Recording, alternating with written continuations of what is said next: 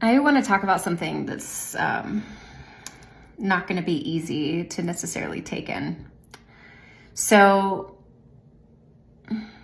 there's a lot of rhetoric online about how evil, how demonic these men are who participated in the things that were happening behind the scenes, i.e., our government, our politicians, with the Epstein files.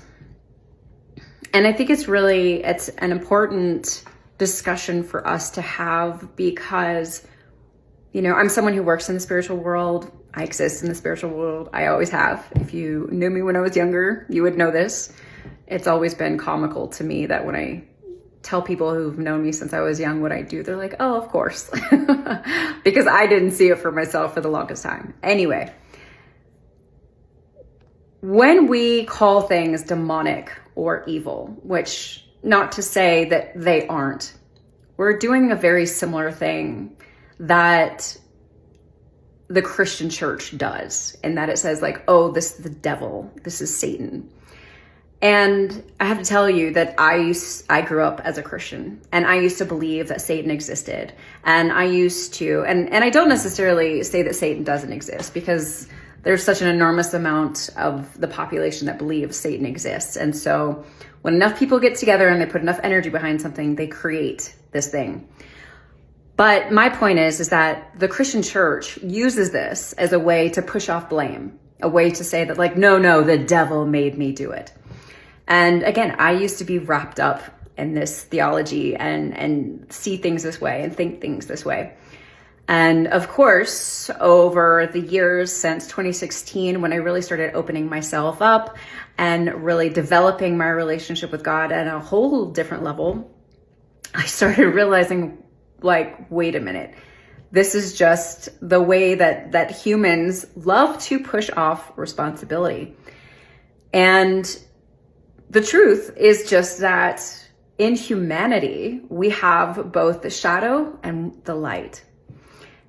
Every single one of us are capable of horrific things. And I can tell you that we've all done it at some point in time or another. In our past life, maybe in a future life. No one is above these things, because the ultimate goal of the soul is to experience everything. And the thing is that, like, for instance, a soul may come in, they may do horrible things. They may take advantage of other people in whatever way. And then they will come back in after that, come back into those other lifetimes, the preceding lifetimes, and have to clean it all up, because karma is very real. And karma is not some like woo-woo thing. It's science. For every action, there is a reaction. And so when someone deeply mistreats people, then they have to end up cleaning that up. But my whole point just being, when we assign people's actions to, oh, it's just demonic stuff, it's just evil stuff, it's Satan, we create separation. When the truth is that this is humanity, and this is what humanity is capable of. When I lived in Vietnam from, 2013 to 2014, I was there for a year. I loved Vietnam. The Vietnamese are amazing people. The food's phenomenal. I highly recommend visiting. But I was, I had a group of international friends that I hung out with. And then I had a group of entrepreneurial friends that I hung out with. And it was insane, because in Vietnam, when you're Western, you live basically unchecked. Like, I think the second night that I was there, we were doing cocaine on the street in front of a club, and there were like police officers like just not far away from us at all. We could do anything and get away with it. It was wild. And because of that, I got to see what happens when men are able to do whatever they want to. Now, I don't want to make this an argument about men versus women, but I can tell you I didn't see this behavior with the Western women that I got to know at all. It was devastating. It was absolutely devastating in ways that are hard to describe, because I grew up in a family of good men. My brother's a good man. My father's a good man. my uncles, my cousins, these are good men. They're not perfect men, but they're good men. And I was always, I think, quite idealistic. In addition, I've only dated good men. I haven't ever dated a jerk, an asshole, someone who took advantage of me. And so for me to see what men would do when they had no system over them, no repercussions for their actions, it was horrible. The way they treated women, what they did to just people in general. There were no checks and balances in Vietnam for a Western man. I'm like shaking here because I'm holding my phone. My point is that when we look at what has taken place within our government, amongst the politicians, those who are named within the Epstein files, we've got Deepak Chopra, we've got Peter Attia, people who aren't even politicians. This is power unchecked. And guys, this is, I was on the phone with my father, I think at least 2 different times, absolutely bawling my eyes out because of what I was seeing. Because I was just like, this can't be true. This can't be real. This is humanity, okay? And it's in all of us. And just because I didn't see women acting this way doesn't necessarily make women better or worse. That's not what this conversation's about. It's about humanity. And unfortunately, as I have said for years and years and years, the systems that are in place in the United States, and I think worldwide,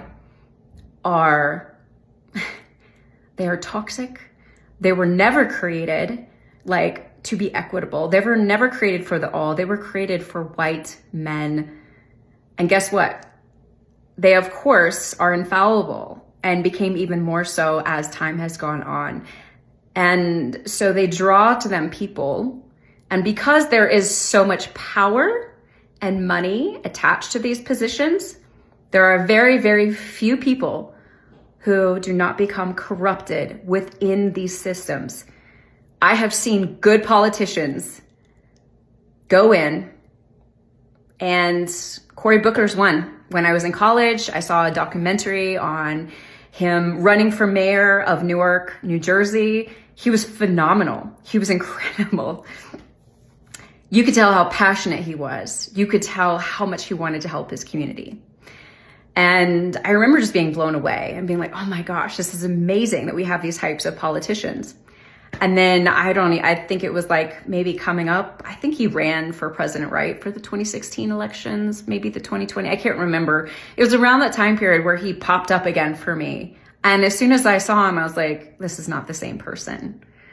This person has been corrupted. And of course, everything that I've seen from him since is nauseating. It's all for talk, it's all for show, it's all for performance, as is the majority of what we see within the United States, especially amongst politicians. So in the midst of looking at what is taking place, what we are coming to realize about our system right now, which is nothing short of horrific and mind-blowing. Remember, this is humanity. And just as much as humanity can be base, can be dark, can be horrific, it can also be light and love and beautiful. That is what we have to begin shifting things into during these times. But first, and not for a while, right? Because Pluto moved into Aquarius, and guess what? Pluto is about the underground. It's about that which is hidden. And whenever it moves into a new sign, it first wants to uncover the shadow. That is what is taking place right now in our nation. We are being shown, because we must come into awareness before we can ever consider change. And as the Akashic Records have been saying for over a year now, who do you want to be in these times? And they're asking us collectively as well, who do we want to be?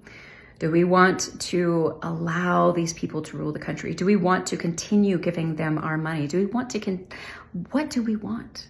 We have to decide. It is 100% up to us.